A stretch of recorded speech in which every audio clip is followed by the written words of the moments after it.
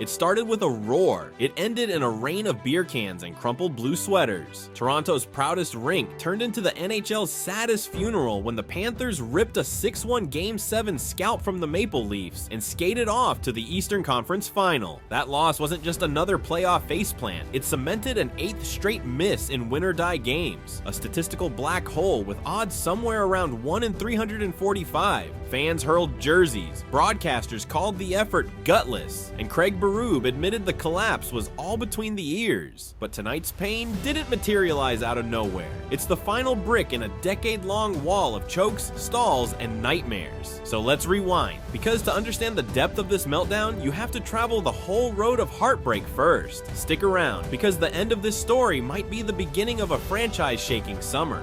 2013, Boston, Game 7, 4-1 lead turns to overtime agony in 12 impossible minutes. 2018, Boston again, third period advantage, gone, 7-4 loss. 2019, a 5-1 no-show keeps the curse alive. 2020 Columbus play-in, a starless squad grinds Toronto out in a winner-take-all Game 5. 2021 Montreal, Leafs cough up a 3-1 series edge. Game 7 looks like men versus boys. 2022 Tampa, they have the champs wobbling. They still bow out in Game 7. 2023 momentary hope, one series win, but Florida shreds them in 5 right after.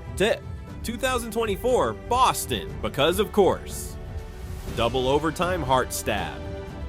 2025 tonight, Panthers dance on Leafs ice while fans beat the exits. That's 9 separate elimination splats, 7 of them Game 7s, an NHL record nobody wants. Every spring the cast promises this year is different. Every spring ends with the same credits, silence, stunned stares, and the echo of another squandered chance. If sports pain ages the soul, Leafs Nation is already collecting pensions. But this season teased something new, something that looked for a heartbeat like redemption.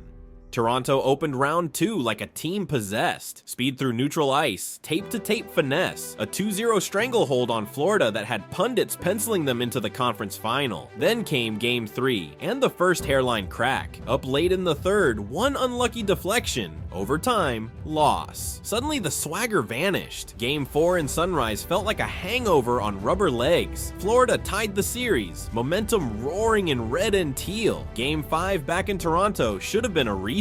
Instead, the Leafs looked sedated, outshot, out-hit, outsmarted. Scotiabank crowd booed as Bobrovsky faced a laughable 20 shots. Desperation finally flickered in Game 6, a gritty 2-0 shutout that forced Sunday's finale. Yet the opening shift of Game 7 told the truth. Panthers won every 50-50 puck, every corner battle, every emotion. By the second intermission, it was 5-0, jerseys flying, cameras catching Marner's helmet off, scream at teammates. Max Domi bagged a consolation snipe, but Eetu Luostarinen punched back 43 seconds later, yanking the plug on hope. Final horn, 6-1, season over, same graveyard ride, numbers never lie, so let's see how the core 4 performed when the lights were brightest. Mitch Marner, 5 points in 7 games, but also a parade of brutal turnovers that gifted Rush chances. Austin Matthews, 1 goal, 3 assists. The league's highest paid sniper turned into a ghost. John Tavares, 2 goals, no assists, 0 meaningful momentum swings. William Nylander, 6 points, the lone blue flame that kept popping off the screen. Stretch that lens to their collective Game 7 resume. Matthews 0 goals in 5,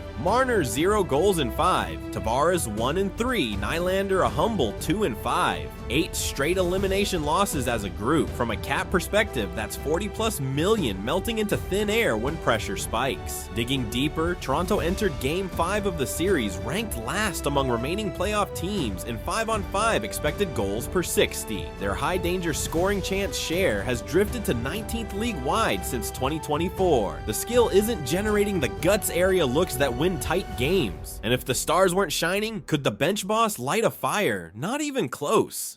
Craig Berube arrived last summer with a Stanley Cup ring and a no-nonsense growl. Players said all the right things until adversity hit. After Game 7, he blamed the flop on mindset, not talent. Beat writers whisper about a country club culture where star forwards drift on long leashes while grinders bite tongues. On-ice metrics back the chatter. Toronto sits bottom 5 in playoff hits per 62 years running, bottom quartile in net front slot shots. The DNA still tilts finesse over fight, and when the series turned trench war ugly, Florida feasted. Inside the room, frustration leaked, Marner's visor off tirade, Matthews slamming the bench door after a neutral zone turnover. Even mild-mannered Morgan Riley called the effort unacceptable on the broadcast walk-off. Glue cracks, trust evaporates, message gets lost, and now the calendar and the salary cap are combining to push this fragile core toward its breaking point.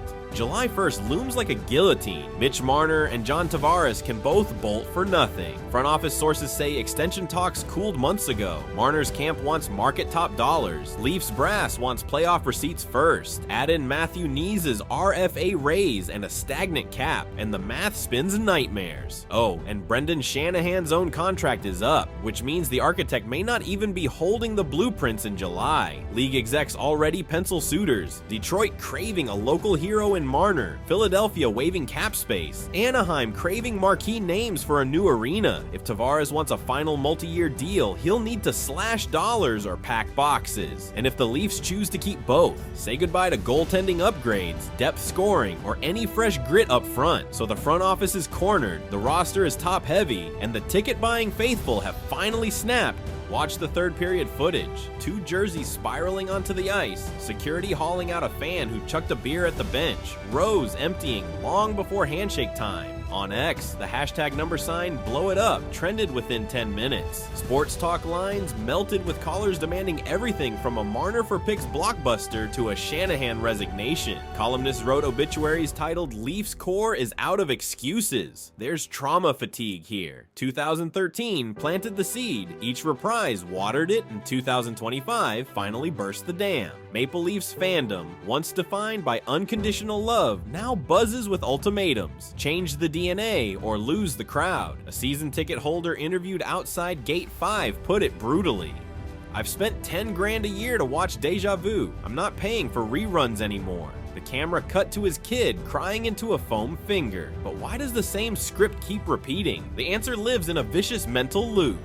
Another May, another morgue. The Leafs walk the handshake line, heads down, while visiting fans chant "Let's go Panthers" in their building. History books add a fresh paragraph. Commentators utter the phrase, "Same old Leafs." And somewhere, a new generation of Toronto kids wonders why their heroes crumble every spring. And here's the chilling part. Curses don't vanish on their own. They need exorcists wielding bold trades, uncomfortable truths, and maybe a little luck none of us can predict. The front office has one off season to break the spiral, or condemn this crest to a future where April hope always leads to May regret. The clock is already ticking. July 1st feels like tomorrow. Will Toronto finally tear up the tragedy script, or will we all sit here next spring watching the same sad ending? The puck for once is entirely in their hands.